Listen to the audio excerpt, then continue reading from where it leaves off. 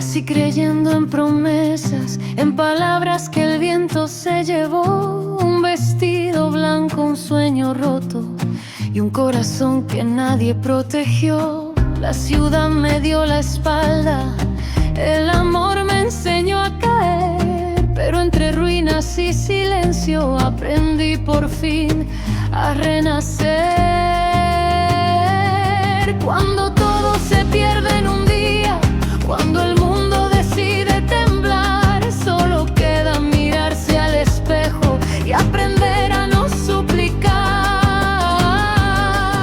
Catalina, nombre escrito en la tierra y el sol. Lo que perdió fue semilla, lo que sufrió fue razón. Me voilà, que comptes-tu me dire, Samuel? Catalina, je suis désolé. Je suis profondément désolé pour ce que je t'ai infligé. Tu parles de quelle partie de l'histoire? La partie où tu m'as abandonné sans aucune explication? Ou la partie où tu me trompais avec ma meilleure amie? Je suis désolé pour tout. Je me suis rendu compte qu'en réalité, c'est toi que j'aime et personne d'autre, et sûrement pas ta meilleure amie Kayara. Je ne suis pas adepte de la violence, mais tu m'énerves. Je ne veux plus entendre ça de ta bouche.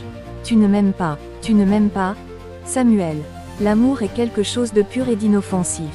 Tu m'as trompé et abandonné le jour de notre mariage. Si tu m'aimais vraiment, tu ne m'aurais pas fait ça. Tu n'aimes que toi. Je te jure, Catalina, que je t'aime.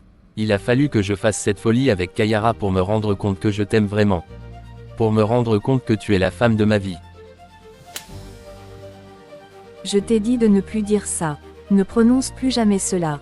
Même si c'était vrai, je ne veux pas de ton amour, Samuel.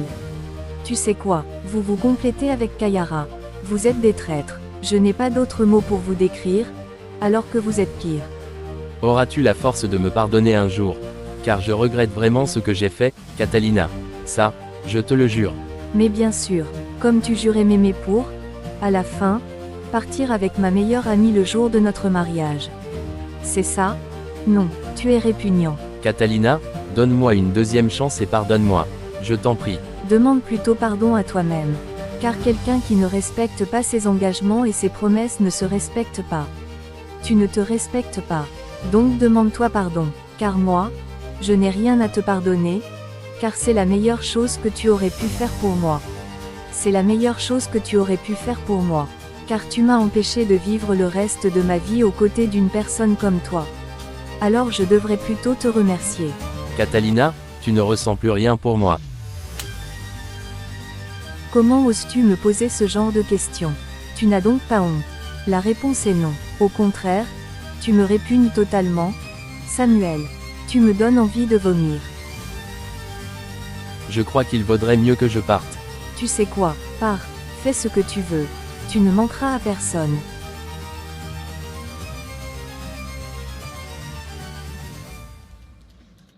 Bonjour, est-ce que vous pouvez me dire où trouver Catalina s'il vous plaît?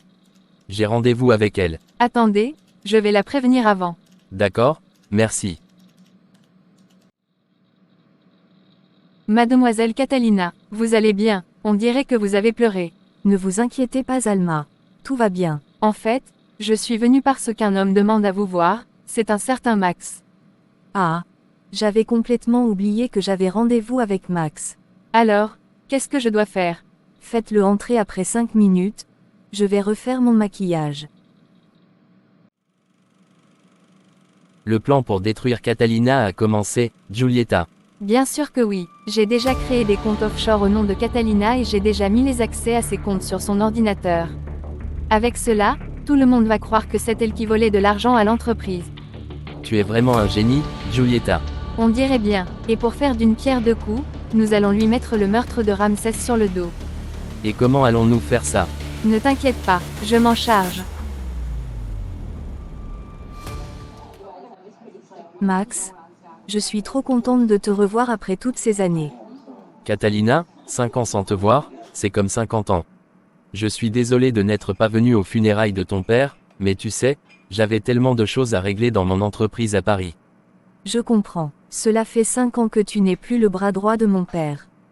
Tu as tes propres entreprises à succès maintenant. Combien de temps comptes-tu passer ici au Mexique? Eh bien, je crois que je vais rester un bon moment. J'ai quelqu'un pour gérer mon entreprise à Paris.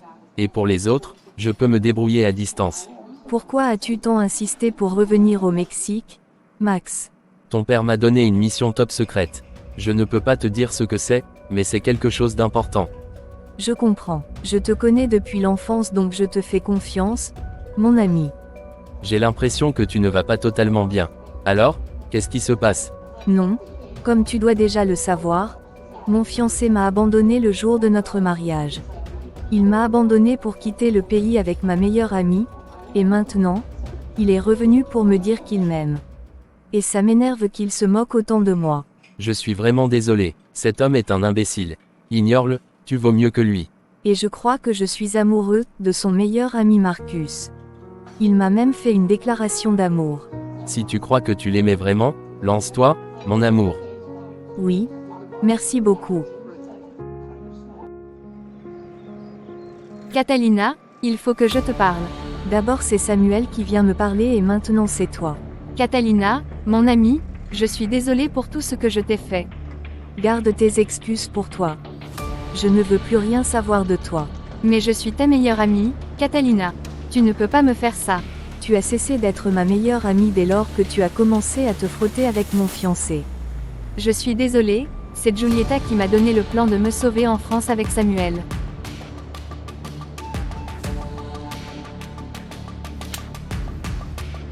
Non seulement tu m'as volé mon fiancé, et maintenant tu veux me monter contre ma cousine. Je ne veux plus jamais te revoir dans ma vie, petite vipère. Tu verras que j'ai eu raison un jour, je te jure.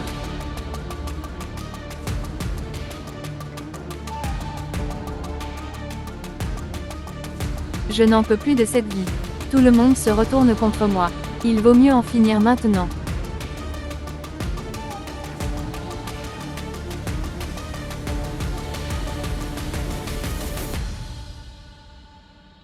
Catalina, vous êtes en état d'arrestation pour détournement d'argent.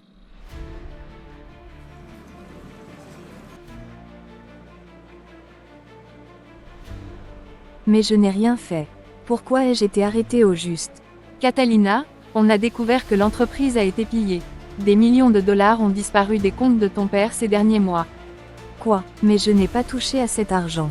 Pourtant, les preuves disent le contraire. L'argent a été transféré avec ton code personnel et depuis ton ordinateur. On a même retrouvé des relevés de compte dans tes affaires. C'est impossible. Quelqu'un a dû entrer chez moi. C'est un complot. On pense que tu as volé l'argent et que tu as tué ton père pour qu'il ne s'en rende pas compte. Pour l'instant, tu es la seule suspecte. Si tu as une explication, c'est le moment de parler. Catalina, l'expert de la police a examiné les freins. Les tuyaux n'ont pas cassé tout seuls. Ils ont été coupés avec une pince. C'était calculé pour que les freins lâchent dans le virage de la falaise. C'est horrible. Mais pourquoi vous m'accusez? Moi. On a trouvé une pince dans le coffre de ton sac de sport. Il y a encore des traces de liquide de frein dessus qui a oxydé après tous ces jours. C'est impossible. Je n'ai jamais touché à cet outil. Quelqu'un l'a mis là pour me piéger. Ce n'est pas tout. L'un des gardiens de la propriété a témoigné. Il dit t'avoir vu sortir du garage de ton père, seul, avec un sac, vers 12 heures. C'était juste avant que ton père ne prenne la route pour son dernier voyage. C'est un mensonge. À 12 heures, j'étais dans ma chambre à me préparer pour mon mariage. Je vous jure que ce n'est pas moi. Pour nous, tu as volé l'argent de l'entreprise, et quand ton père a commencé à avoir des soupçons, tu as coupé ses freins pour le faire taire et hériter de tout. Je veux absolument voir mon avocate avant de répondre à plus de questions.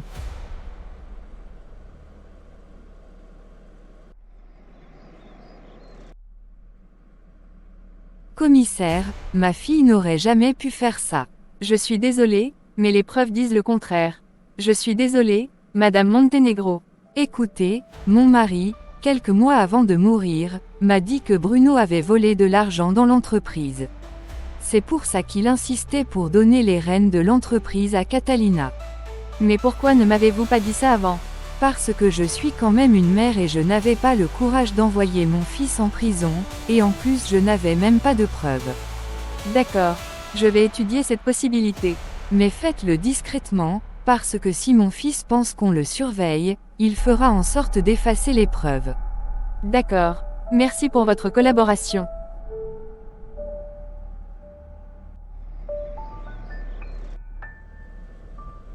Regina, merci d'être venue si vite. Il me traite comme une criminelle ici. Je sais, Catalina, j'ai lu le rapport d'Adriana. Les preuves contre toi sont graves, l'argent, la pince, le témoin. Quelqu'un veut te piéger, c'est un cauchemar. Bienvenue dans mon monde. Tu sais, au Mexique, quand on a ma couleur de peau, on est suspect avant même d'avoir ouvert la bouche. Pour beaucoup, une femme noire ne peut pas être une grande avocate, elle doit forcément être l'aide ménagère ou une étrangère. Je suis désolée, Regina. Je sais que ce pays est parfois injuste et raciste, même si on fait semblant de ne pas le voir. Mais il y a beaucoup de Mexicains qui sont de bonnes personnes, vous n'êtes pas seul. C'est la réalité. Pour gagner ton procès, je vais devoir être 2 fois plus brillant. Parce que le juge me regardera toujours avec un a priori. Écoute-moi bien, ça fait 3 ans que tu travailles pour mon père et pour moi. J'ai vu comment tu te battes. Peu importe tes origines ou ce que les gens disent dans les couloirs du tribunal. Je te fais une confiance aveugle. Tu es une personne honnête dans cette ville de requins. Merci, Catalina. Alors on va se battre. Mais pour ça, j'ai besoin que tu signes un mandat de gestion. Tu dois placer l'entreprise sous la direction de quelqu'un de confiance pendant que je t'innocente. Fais ce qu'il faut. Commissaire Adriana, je suis venue voir ma cousine Catalina. Vous ne pouvez pas pour l'instant. Catalina est avec son avocate. Au fait, je voulais vous parler.